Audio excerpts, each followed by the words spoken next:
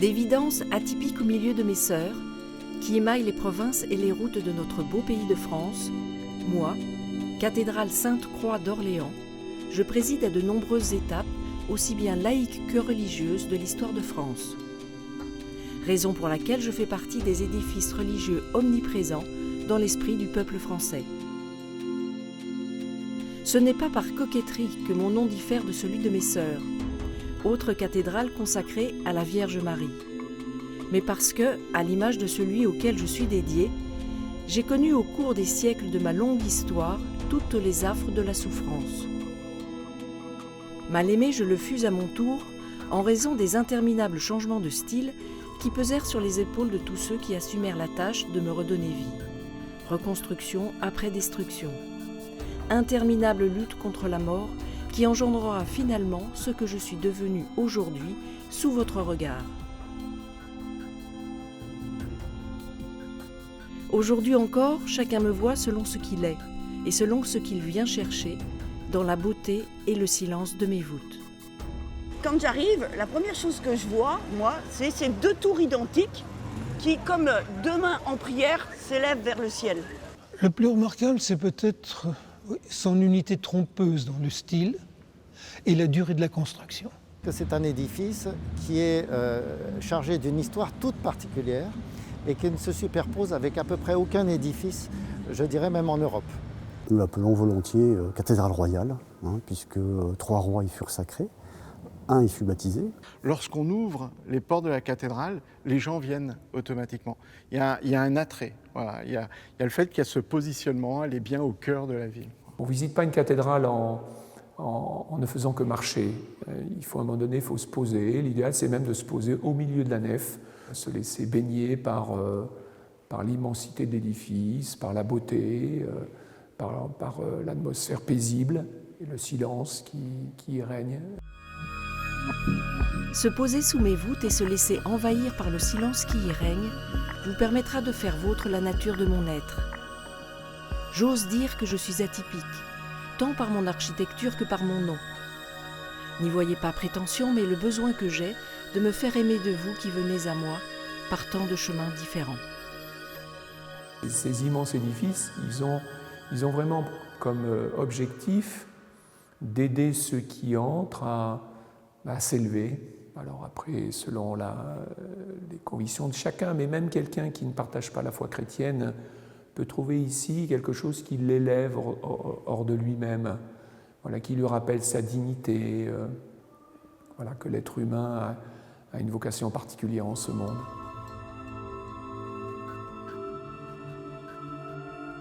Tous les siècles de l'histoire de France coulent dans les pierres de ma construction.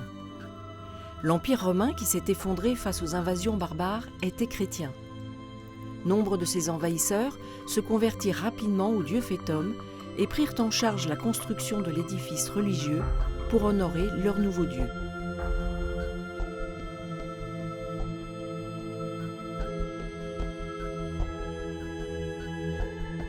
Bâti au IVe siècle de l'ère chrétienne, j'ai longtemps existé sous la forme première qui me fut donnée. Et bien que soumise à de nombreuses vicissitudes au cours des siècles suivants, la basilique que j'étais n'avait pas totalement disparu à l'aube de l'an 1000. Alors nous sommes dans la crypte archéologique de la cathédrale Sainte-Croix d'Orléans. Donc c'est l'ensemble des sédiments qui ont été vidés et qui ont fait apparaître en fait l'ensemble de ces murs et de ces vestiges. Au cours de cette exploration, il y a un certain nombre d'objets qui ont été découverts et en fait, avec le projet collectif de recherche qui est conduit donc par Pierre Martin de l'Université de Grenoble, nous avons repris l'ensemble de ce mobilier pour essayer d'en faire un inventaire et essayer de l'étudier.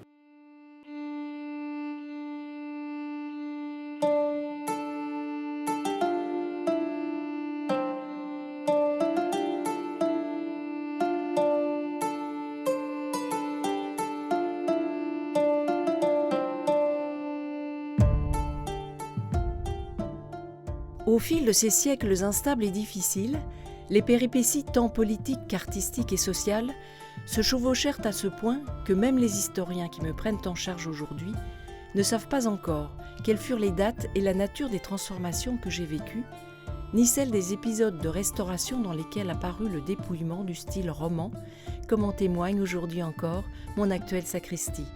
Il cherche encore le lieu de ma première cathédrale, et je dois dire que ça m'amuse.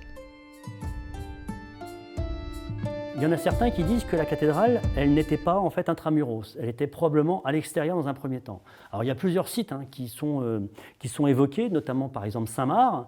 Beaucoup en fait pensent que finalement la cathédrale primitive, en fait le lieu de réunion des premiers chrétiens n'est pas à rechercher à l'intérieur de la ville, mais plutôt à l'extérieur. Après il y a d'autres sites, il y a aussi certains qui ont évoqué Saint-Aignan, il y en a qui ont évoqué Saint-Laurent du côté de l'ouest. Il y a plusieurs sites possibles effectivement d'implantation d'une première cathédrale. Et puis, il y a d'autres hypothèses aussi qui sont formulées, à savoir non pas finalement une cathédrale qui serait à l'extérieur de la ville, donc à Saint-Marc ou à Saint-Aignan ou autre, mais qui serait finalement dans une demeure privée ou dans un établissement public et qui se trouverait finalement à cet emplacement-là. Donc la cathédrale d'origine pourrait effectivement aussi être à cet emplacement-là, ici, dès le IVe siècle. On n'est pas dans le cadre d'une cathédrale toute seule, on est dans un cadre d'un groupe cathédral, donc il faut imaginer qu'il y a l'évêché, qu'il y a la cathédrale, qu'on peut imaginer plus au nord, et puis il y a d'autres chapelles, et puis il y a aussi tout un tas de bâtiments, des écoles pour les prêtres, des librairies, tout un quartier canonial, et la cathédrale n'en forme qu'une partie. De fait, je suis le résultat de construction et de reconstruction depuis le 7e siècle, travaux dont les historiens ne connaissent les péripéties qu'à partir de l'an 1000. Hugues Capet, Robert le Pieux et Philippe Ier entreprenant de faire de moi une vaste cathédrale romane qui devint rapidement un lieu de pèlerinage, le Christ m'ayant fait l'honneur de me confier un morceau de sa sainte croix. Ma notoriété grandissante se doubla rapidement de légendes, expliquant que j'aurais été bâti au IVe siècle et consacré par Dieu lui-même, sous la forme d'une main bénissante apparue au-dessus de l'autel dans une nuée.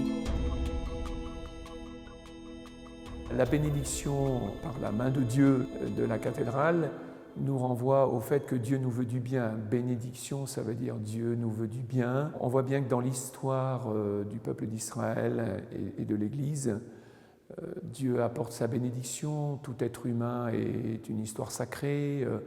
Dieu nous bénit en Jésus-Christ en faisant de nous ses enfants et il ne cesse de nous donner les bienfaits apportés par Jésus, notamment dans le don de l'Esprit Saint.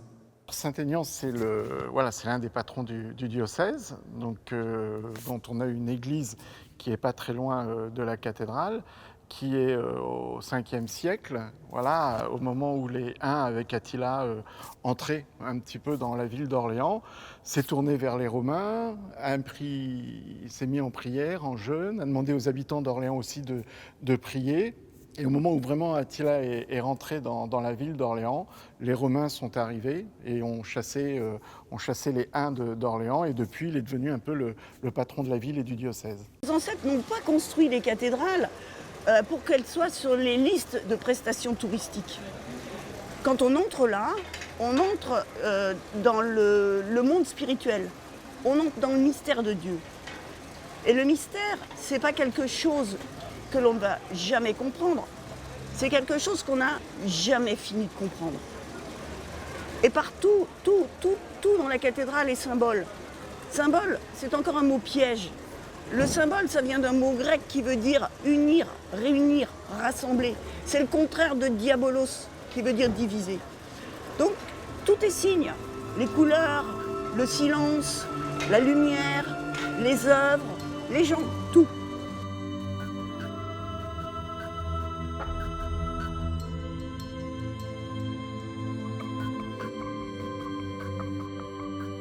Au milieu du XIIIe, autour de moi, la ville d'Orléans progresse et se développe. Raison pour laquelle l'évêché considère que je dois m'agrandir afin d'être digne de la ville qui vient prier sous mes voûtes. D'autant que mon architecture commençait à donner de sérieux signes de faiblesse. Robert de Courtenay, évêque, qui veillait alors sur moi, décida de me reconstruire une nouvelle fois dans le style ogival. La première pierre de ma nouvelle silhouette sera posée le 11 septembre 1287 et la cathédrale romane que j'étais alors fut comme enchâssée dans un édifice gothique, tout en conservant son usage religieux. La cathédrale romane s'était affaissée au XIIIe siècle et on a voulu reconstruire une cathédrale gothique. Donc qu'est-ce qu'on fait? On commence par le chœur et les chapelles absidiales parce que c'est là où on célèbre la messe tout simplement. Et petit à petit, on va détruire du roman pour construire du gothique. Donc on se rapproche de plus en plus de la façade. Mon embellissement est conséquent, mais les finances se révèlent vite insuffisantes, ce qui d'évidence ralentit considérablement ma construction. Et comme un malheur n'arrive jamais seul, la guerre de 100 ans et les souffrances qu'elle engendre se profilent dans l'histoire de France, comme dans celle de mon agrandissement. La guerre de 100 ans est arrivée très rapidement derrière, au XIVe siècle. La cathédrale était loin d'être terminée. Il y avait le chœur, et c'était à peu près tout. Le reste était resté dans l'état roman de la grande cathédrale romane Sainte-Croix qui existait auparavant. Petit à petit, le Moyen-Âge s'efface pour laisser place à la Renaissance, laquelle verra naître et se développer le protestantisme. En 1562, je serai férocement pillé, puis pratiquement totalement détruit par les Huguenots en 1568. De la cathédrale ancienne ne reste que les tours romanes, les 2 travées occidentales, puis les chapelles de l'abside. Tout le reste est détruit, inutilisable. Il a fallu tout reconstruire. Mais il était impensable de m'imposer le style nouveau de la Renaissance débutante. Cathédrale de l'un des plus anciens évêchés du royaume de France, mon cœur ne pouvait continuer à battre que sous les ogives gothiques. C'est de nouveau à un roi de France que je vais devoir mon salut, pour ne pas dire ma résurrection. Au lendemain des guerres de religion, l'héritier du trône de la fille aînée de l'Église est un prince protestant qui vient de se convertir au catholicisme pour porter la couronne de France. Henri IV, homme de paix dans une nation déchirée, va financer ma reconstruction à l'identique et va ainsi reconquérir une grande partie des cœurs catholiques de France, sans pour autant blesser ceux de ses sujets demeurés protestants, lesquels aspirent également à la paix et la réconciliation nationale autour de la personne du souverain.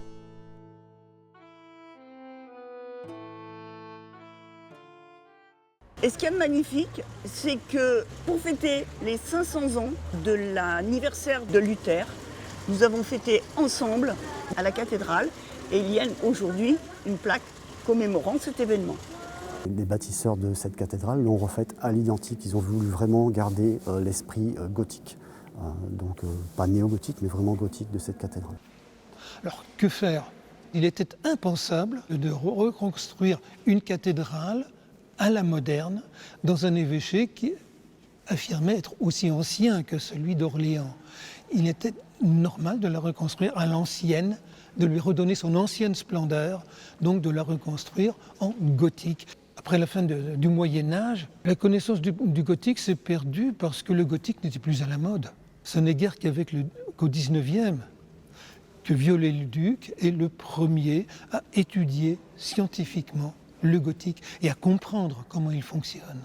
Le détail qui fait que cette cathédrale a énormément souffert et qu'elle a vécu beaucoup de problèmes, c'est que notre façade romane qui a été construite au XIIe siècle n'a été détruite qu'au XVIIIe siècle. Donc pendant près de 600 ans, on a eu une façade romane parce qu'on n'a pas eu le temps à chaque fois de finir la cathédrale gothique qui a subi de nombreuses heurts.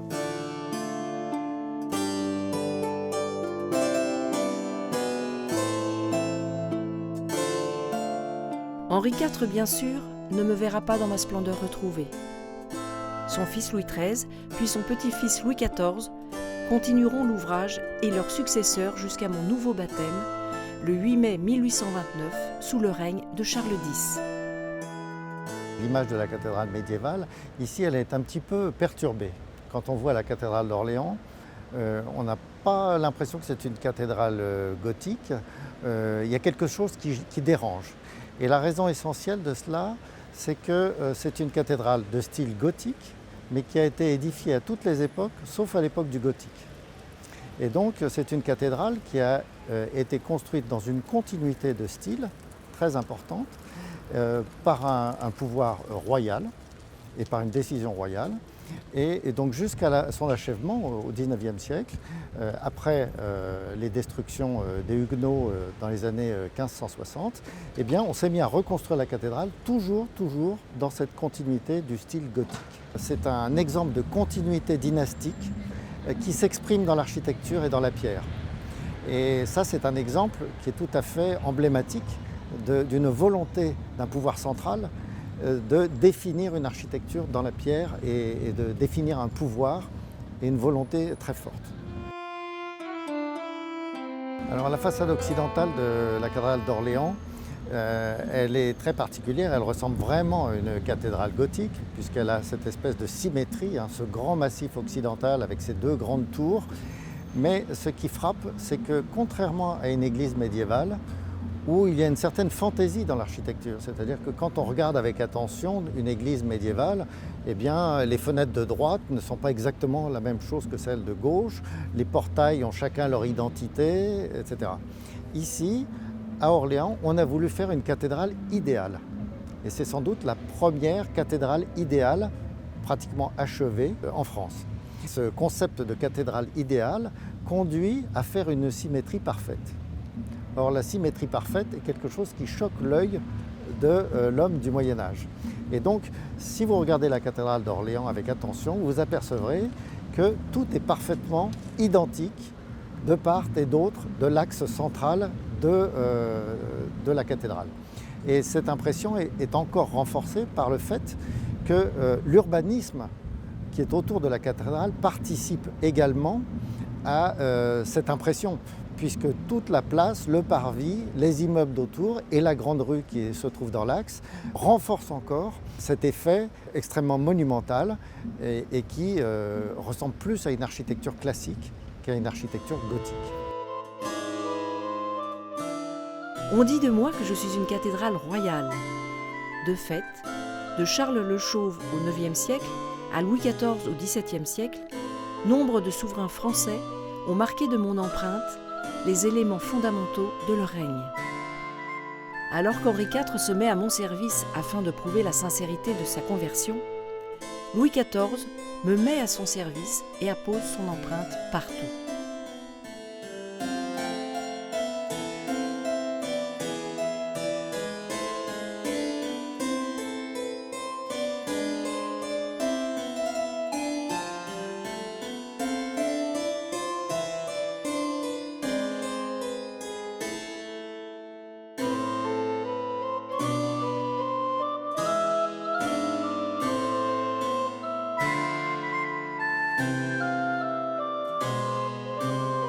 Ici, nous sommes à un endroit un peu particulier parce que le portail que j'ai derrière moi est pratiquement le seul morceau de la cathédrale qui, lui, n'est pas gothique. Il est de style classique, avec des colonnes corinthiennes, avec un grand fronton, etc. Et pourquoi cela? Bien parce qu'en fait, ici, on est dans la partie de la cathédrale qui a été reconstruite par Louis XIV. Et donc Louis XIV ne pouvait pas s'empêcher de faire du Louis XIV. Tous les styles, tous les symboles de la monarchie sont extrêmement présents sur cet édifice.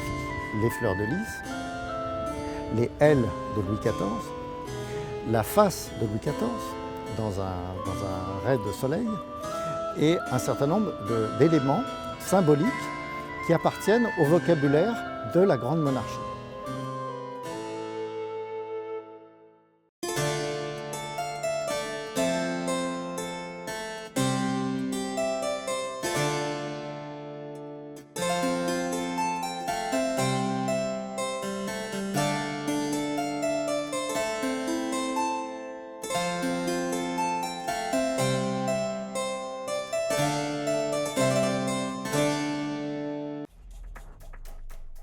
La Révolution va se faire un devoir d'effacer sur tous les grands édifices nationaux les symboles qui pouvaient évoquer les siècles monarchiques, leur absolutisme et leur arbitraire, pour reprendre la terminologie de la Convention. Munis de marteaux et de burins, comme ce fut le cas un peu partout en France, des équipes d'ouvriers s'en prirent à mes fleurs de lys et autres motifs sculptés qui pouvaient évoquer l'ancienne monarchie. Mais ces hommes de métier, néanmoins encore attachés à moi, assumèrent cette besogne avec le plus d'intelligence possible. Leur travail ne se transforma pas en un saccage du sanctuaire que j'étais encore, en raison du respect qu'ils éprouvaient pour moi. Ils ne m'infligèrent pas les mutilations que l'on trouve sur tant d'autres de mes sœurs. Ils ont travaillé avec douceur et en harmonisant mon décor avec d'autres éléments du vocabulaire révolutionnaire. Ainsi pouvez-vous découvrir, dans la frise de mon portail, une fleur de lys transformée en bonnet phrygien.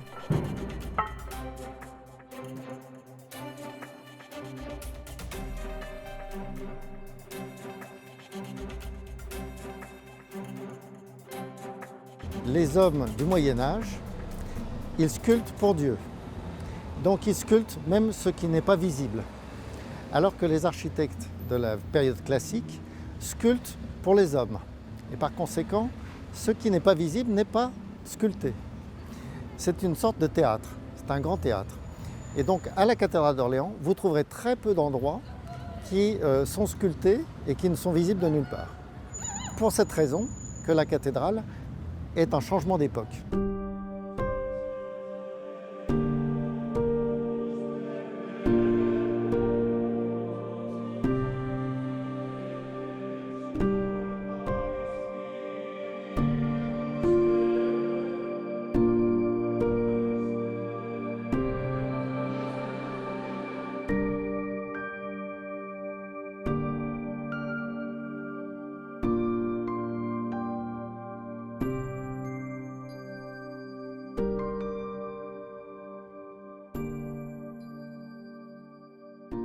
Mais je ne suis pas qu'une architecture. Je porte comme vous un nom qui m'est propre. Je suis la cathédrale Sainte-Croix. La croix est quelque chose de capital pour les chrétiens puisqu'elle nous dit le salut apporté par le Christ qui nous sauve de la mort et du péché. Donc qu'une cathédrale soit dédiée à Sainte-Croix, c'est une très belle chose. Je voudrais vous citer ce que disait Edith Stein, Sainte Thérèse Bénédicte de la Croix, voilà, juive, devenue chrétienne, morte à Auschwitz. Le Christ a choisi la mort sur la croix parce que la croix est le symbole le plus parlant. Le Sauveur est visible de loin et pose, pour ainsi dire, son regard sur toute l'humanité. Souvent, on représente aussi au pied de la croix un crâne, c'est pour dire, voilà, Jésus nous rejoint dans toutes nos morts, toutes nos épreuves, tous nos enfers. Il n'a pas fait semblant, il a donné sa vie.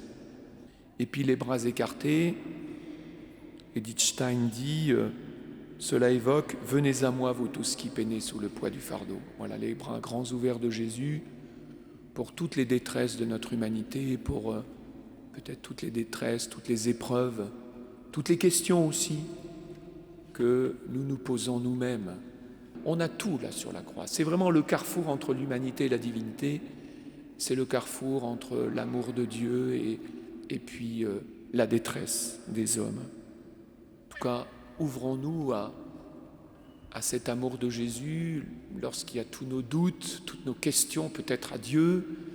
Revenons inlassablement à cette croix du Christ. Et regardons-le aux côtés de Marie.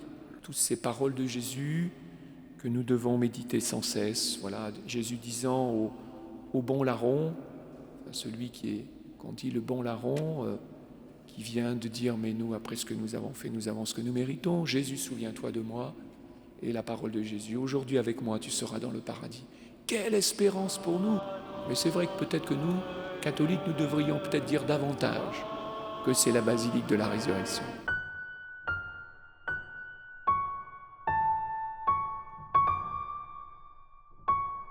Cette grande chaise s'appelle la cathèdre, et si cette église s'appelle cathédrale, c'est justement parce qu'il y a la cathèdre, c'est-à-dire la chaise de l'évêque. Cette église n'est pas l'église de tel village ou de telle ville, c'est l'église de tout le Loiret, tous les chrétiens du Loiret, dans un diocèse, c'est l'évêque, et donc c'est l'évêque qui vient présider les grandes célébrations à cette chaise, et on peut voir au-dessus d'ailleurs son blason. La cathédrale, elle a 2 tours, et j'aime bien dire habituellement qu'il y a une tour, c'est la vie diocésaine, et puis l'autre tour, c'est la vie paroissiale. La cathédrale, elle a cette spécificité, c'est d'avoir le siège de l'évêque, la cathèdre. Donc ça lui donne une dimension diocésaine que l'on retrouve à travers un certain nombre de célébrations qui sont vraiment ouvertes à tout le diocèse. Et puis après, elle est quand même dans un lieu précis, au cœur de la ville d'Orléans. Et donc elle fait partie, voilà, de cet ensemble paroissial du cœur de ville d'Orléans, avec cette particularité, c'est qu'il n'y a pas vraiment une vie de communauté. C'est-à-dire que dans une cathédrale, il y a des gens qui viennent pour de multiples raisons. Voilà, de simples croyants, des chercheurs, des gens qui sont attirés par le patrimoine, d'autres par l'histoire. Et puis, il y a quelques fidèles qui viennent régulièrement le dimanche à la messe. Et on essaye, voilà, avec ces fidèles-là, d'avoir une vie de petite communauté qui est peut-être moins importante que dans d'autres églises du cœur de ville d'Orléans. Et c'est généralement sur ce groupe-là qu'on s'appuie pour avoir des bénévoles, pour s'occuper de la boutique, de l'accueil, et puis aussi pour vivre la vie d'une communauté paroissiale avec des mariages, des baptêmes, des obsèques qui sont célébrés dans la cathédrale. La cathédrale est aussi basilique, ce qui est une prérogative donnée par le pape. Elle a été donnée en 1855. C'est un titre honorifique. Vous reconnaîtrez une basilique en règle générale par ce qu'on appelle l'ombrelle, qui est une espèce de parapluie rouge et or. Voilà. Et puis une petite cloche spéciale qu'on appelle du joli nom de tintinabule, voilà, qui tintine. Et puisque l'on parle de musique, je vous laisse savourer, comme la respiration de l'orgue emplit mes voûtes.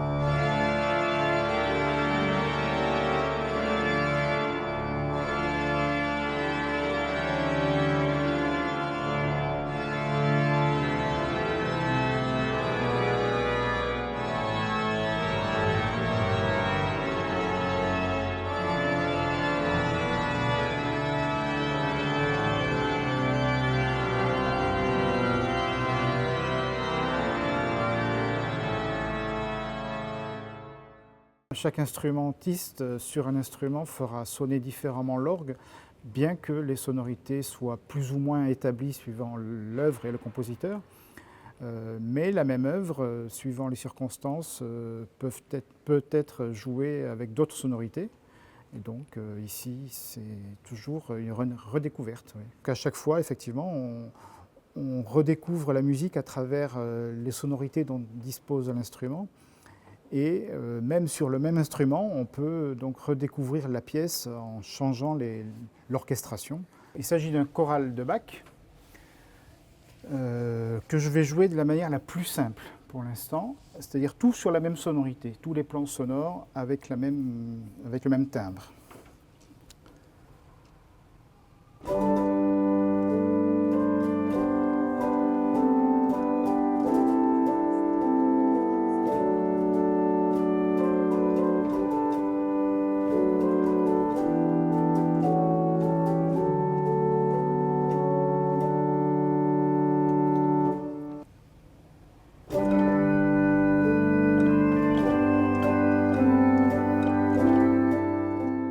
Chaque instrument est unique de toute manière, même un autre instrument fabriqué par le même facteur d'orgue, en l'occurrence Cavaillé-Coll, sera différent. Celui-ci, effectivement, on dit que c'est un instrument Cavaillé-Coll, mais quand on voit le buffet, on a du mal à le croire, puisque c'est un buffet qui est du XVIIe, XVIIIe siècle, alors Cavaillé-Coll est le facteur d'orgue du XIXe siècle. Donc ici, on a un instrument qui est exceptionnel à plus d'un titre, mais aussi parce qu'il est exactement comme le laissait Cavaillé-Coll, ce qui est rare pour un instrument de cette importance. Donc ici, on a un instrument qui est extraordinaire parce qu'on peut jouer beaucoup de répertoire. Et celui-ci, même s'il est de Cavaillé-Coll, a gardé des sonorités très brillantes. On parle de mixture, de plein jeu, de cymbales, etc. Et parfaite pour faire sonner la musique du XVIIIe siècle. Et bien sûr, c'est un instrument symphonique, donc pour jouer la musique du XIXe siècle, c'est merveilleux parce qu'il y a une patte sonore extraordinaire, notamment depuis la restauration de Bernard Urvy en 2004-2008, qui a redonné, outre la fiabilité mécanique, toute la sonorité et le souffle de cet instrument.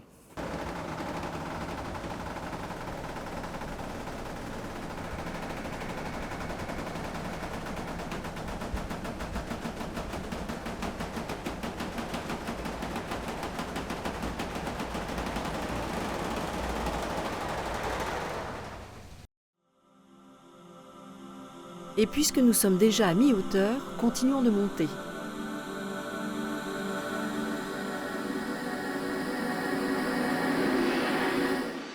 Ne craignez pas de vous aventurer sur les marches de mes petits escaliers escarpés qui vous entraîneront sur ma toiture. Le flamboiement de l'architecture que vous allez découvrir ne pourra que vous séduire et vous permettre de constater par vous-même à quel point je suis belle.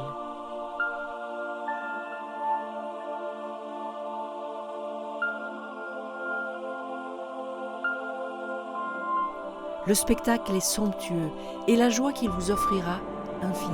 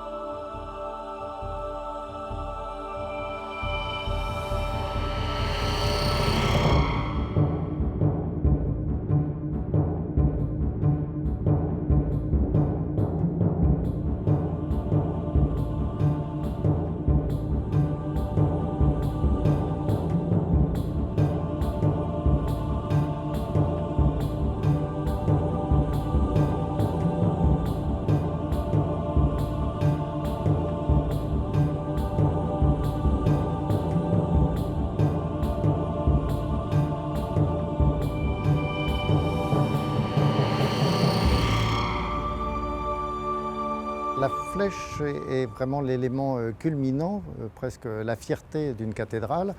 Nous en sommes à la 4e flèche. C'est l'élément le plus haut, le plus fragile et le plus soumis aux intempéries. Et c'est très intéressant de voir que le style s'exprime dans la flèche, puisque comme elle est reconstruite régulièrement, à chaque fois, on adapte le style au goût du moment. Le charpentier qui a créé cette flèche et celui de Notre-Dame de Paris sont les mêmes. La plaque de fondation sont identiques. La conception de l'édifice sont très semblables. Un des problèmes numéro 1 des flèches, c'est leur torsion. Et un des grands challenges des architectes du 19e siècle, c'est de redécouvrir le secret qui évite ce mouvement de torsion. Et ici, le résultat est tout à fait étonnant puisque, vous voyez, après ce siècle et demi de réalisation, eh bien, la torsion est pratiquement nulle. Je pense que la flèche, elle nous aide à lever notre regard vers le ciel, donc vers quelque chose qui nous dépasse, vers Dieu, dans une démarche de foi et de croyant. Et puis la flèche, c'est aussi ce qu'il y a de plus haut. Donc quand on vient de loin, c'est un peu comme un phare qui guide ceux qui marchent, qui guide les pèlerins. J'aime bien cette dimension aussi de cette flèche qui nous permet de symboliser aussi toute notre prière qui monte vers le Seigneur. Voilà, et que je pense que chacun, là où il en est sur son propre chemin de foi, quand il lève les yeux et qu'il voit cette flèche, tout de suite, il a le regard tiré vers le haut.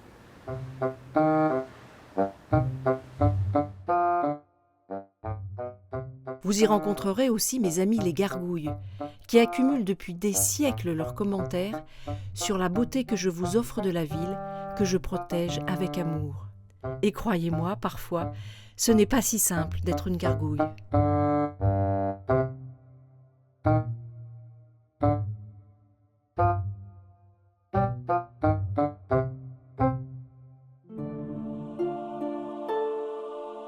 Et surtout, venez me voir régulièrement, car la lumière sur mes pierres change.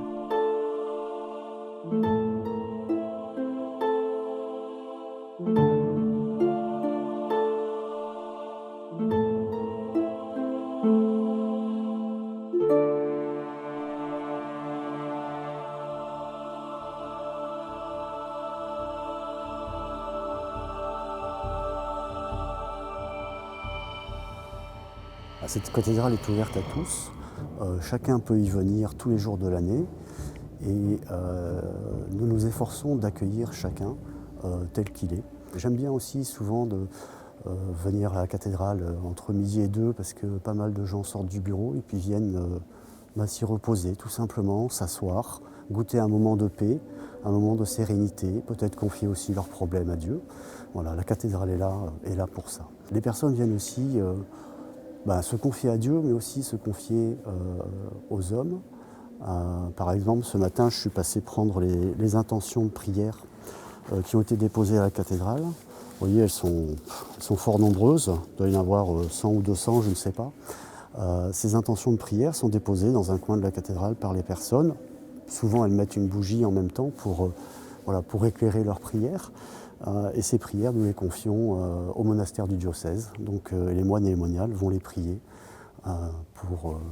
pour ces personnes. On a souvent des prières très émouvantes, des enfants qui prient pour leurs parents, pour la maladie d'un grand-père, ou des parents qui prient pour la maladie de leurs enfants. Voilà. Tout cela est confié à la prière et à l'intercession des moines et moniales du diocèse. On peut faire une visite de la cathédrale historique, culturelle, sans rien comprendre à ce qu'on voit. Par exemple, voir un autel, que signifie un autel dans la foi chrétienne. Voilà, ça participe à l'offrande de sa vie à Dieu. On a tout ceci qui est important et c'est pour ça qu'on a créé à la cathédrale les équipes Parvis. Alors Parvis, c'est un acronyme qui veut dire pastoral d'accueil religieux des visiteurs. Mais ça veut dire aussi qu'on souhaite faire le lien entre le monde et Dieu.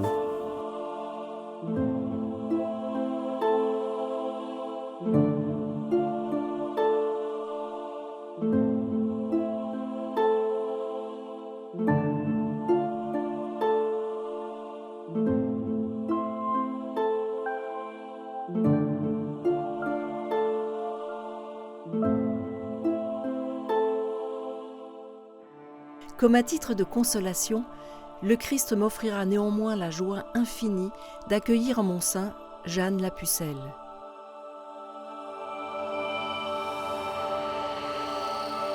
Jeanne d'Arc est effectivement très importante pour les Orléanais puisque le 8 mai 1429, elle délivra Orléans. Elle vient dans cette basilique, oui, et dans cette cathédrale. Elle n'était pas tout à fait comme ça, la cathédrale. En fait, ce que vous voyez derrière était à peu près comme ça. Voilà, c'est-à-dire que ce qui reste de ce qu'a vu Jeanne d'Arc, ce sont toutes les chapelles du fond.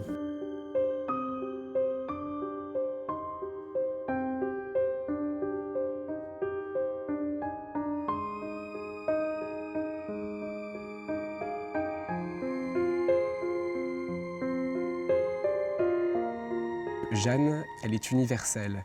Elle réunit toujours les trois ordres, c'est-à-dire le civil, le militaire et le religieux. Pourquoi ? Parce que tout simplement, Jeanne était une fille du peuple, mais c'était aussi une guerrière qui a su diriger une armée médiévale, ce qui n'était pas chose aisée, et c'était aussi une fille très pieuse. Elle a eu réellement un essor incroyable à une époque, et encore aujourd'hui, effectivement, sa vie et son histoire prête à confusion et certains auteurs effectivement vont donner d'autres versions de l'histoire, prétendant par exemple que Jeanne d'Arc était un homme ou alors était la fille de Charles VII, pouvant expliquer finalement toute cette histoire. Il n'empêche effectivement que si on enlève la vocation divine de Jeanne, si on enlève ses voix divines, l'histoire perd de son sens. Donc on ne peut pas enlever Jeanne de sa piété. Et les deux ne font qu'un, et c'est ce qui fait l'histoire de Jeanne. Les voix de Jeanne d'Arc ne sont pas un problème pour moi. Elles ne sont même pas un problème pour les historiens. Il faut se remettre dans le contexte de l'époque. On ne cherchait pas des raisons scientifiques. Voilà, ce n'était pas un problème. Pour celui qui veut réussir sa vie, les valeurs de Jeanne d'Arc sont toujours d'actualité. La foi qu'on voyait sur son étendard, son courage, parce qu'elle a été blessée plusieurs fois, sa persévérance et sa fidélité.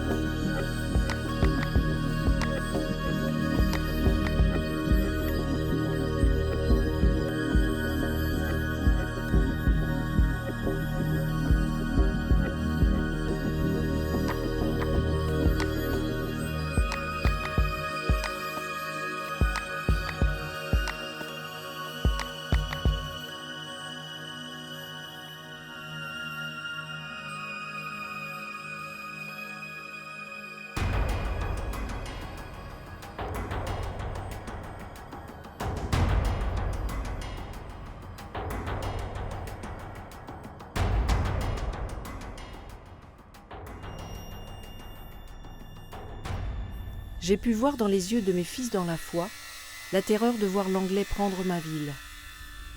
Démarche symbolique autant que violence guerrière dans ces années tourmentées où ma ville d'Orléans était le centre de la France autant que Paris en était le cœur. Et Jeanne, c'est combien j'étais à ses côtés lorsqu'elle entreprit de libérer ma ville.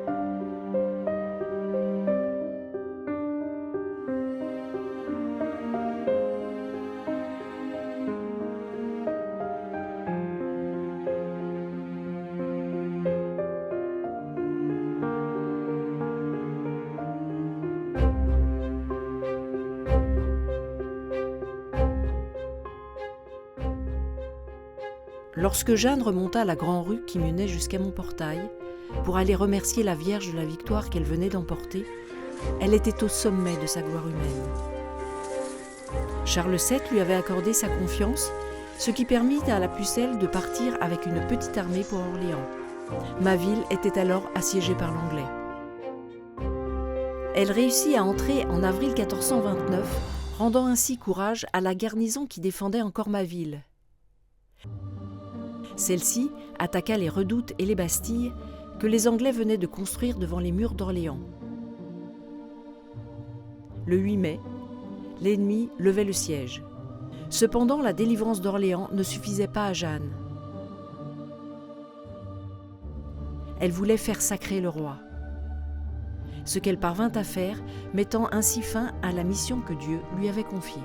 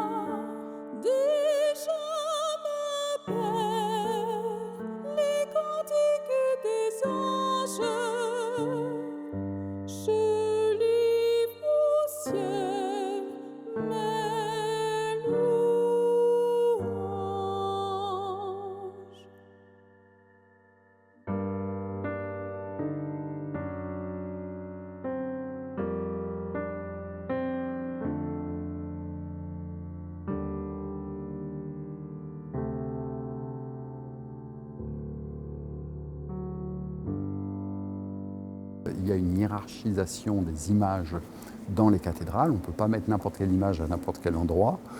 Et donc, il y a normalement une distinction qui est faite entre l'imago, qui est l'image du saint, qui se trouve le plus près du cœur. Et donc, plus on est proche du cœur et plus ce sont des images saintes. Mais après, plus on se rapproche de la porte d'entrée, plus on est dans des terres pas tout à fait désacralisées, mais moins saintes. Et donc, on a du côté des portes d'entrée, ce qu'on appelle des historias. Et la position de Jeanne d'Arc, qui n'est pas ni vénérable ni sainte, au moment où on commence le projet, ne peut se situer que parmi les histoires, et donc c'est pour ça qu'elle est dans la nef et non pas dans le chœur. La vie qu'elle a traversée, tout le monde peut être concerné, c'est-à-dire qu'il suffit juste de transvaser cette guerre qu'elle a vécue avec nos propres problèmes personnels. C'est-à-dire, Jeanne s'est toujours retranchée vers sa foi et vers aussi sa famille et ses compagnons. Elle était accompagnée de Pierre et Jean d'Arc, qui étaient ses cousins, elle était très proche de sa famille.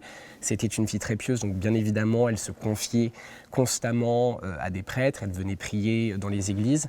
Et son périple, se rendre compte qu'une jeune fille qui au final n'a que 19 ans quand elle est brûlée vive et qui a eu toute cette ardeur, toute cette force intérieure, je pense qu'on a un beau message aussi à transmettre.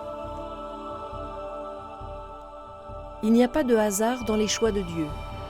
Aller chercher une petite bergère pour délivrer sa fille aînée rappelle le choix de Marie de Nazareth. Dieu semble choisir ceux que les hommes considèrent comme des faibles, là où il a mis sa toute-puissance. Et Jeanne s'engloutit dans les flammes, comme Marie dans sa dormition.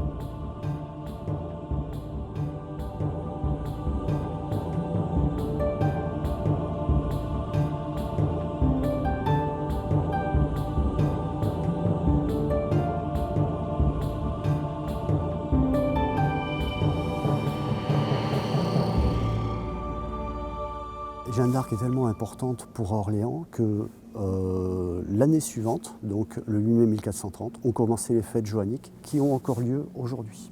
Les Orléanais n'ont pas attendu la réhabilitation officielle par l'Église de Jeanne d'Arc pour continuer à lui rendre hommage. Et que depuis la libération d'Orléans et cette première procession d'action de grâce de toute la population de la ville à la cathédrale pour rendre grâce vraiment pour cette libération et cette délivrance d'Orléans, depuis, il y a toujours eu de génération en génération cette procession qui s'est vécue, qui est l'une des plus anciennes processions commémoratives de France.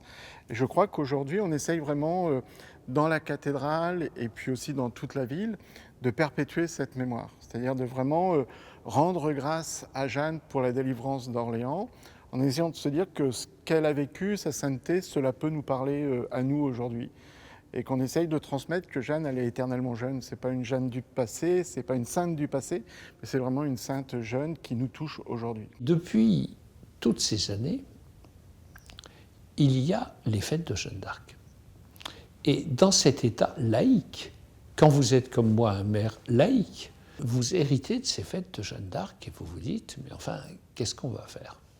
Parce que ce sont des fêtes qui sont civiles, militaires, religieuses, indissociablement. Parce que dans la personnalité de Jeanne d'Arc, on ne peut pas dissocier la chef de guerre, la chrétienne, la croyante et la citoyenne. On a gardé cette cérémonie. Il y a des dizaines de milliers de gens qui viennent et personne ne comprendrait qu'elle n'existe plus. Mais j'ai toujours fait des discours en disant « Monseigneur, nous célébrons ces fêtes chacun dans l'ordre qui est le nôtre, en respectant notre fonction, en l'honneur de Jeanne d'Arc, parce qu'on ne peut pas dissocier ce qui faisait sa personnalité. »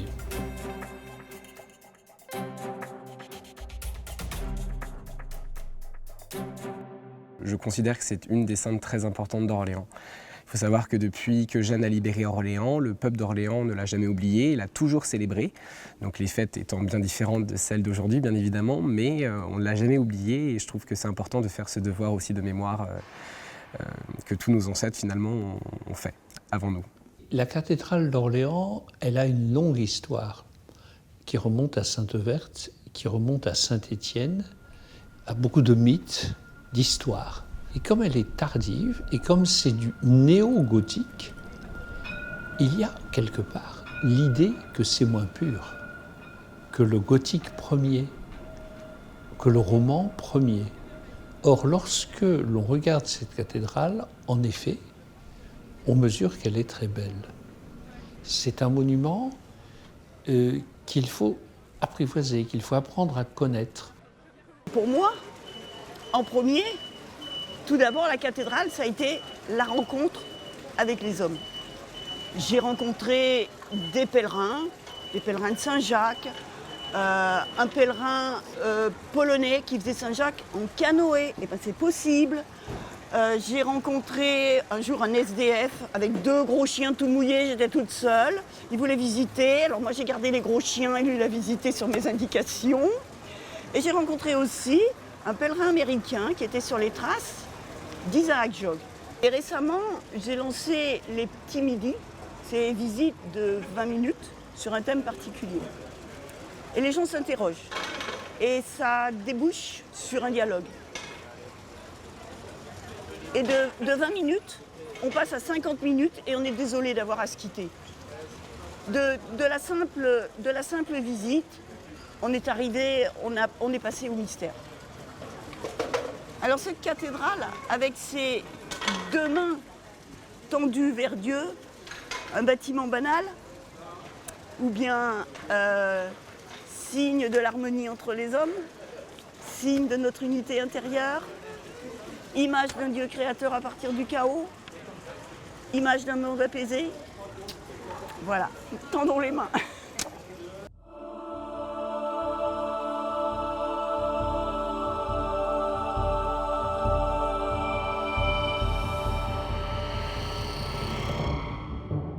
Chacun de mes fils de France qui m'ont accompagné dans mes vicissitudes et mes heures de gloire au cours des siècles m'ont vu, me voient et me verront tels qu'ils sont au plus profond d'eux-mêmes, et moi je prie pour eux chaque jour que Dieu fait.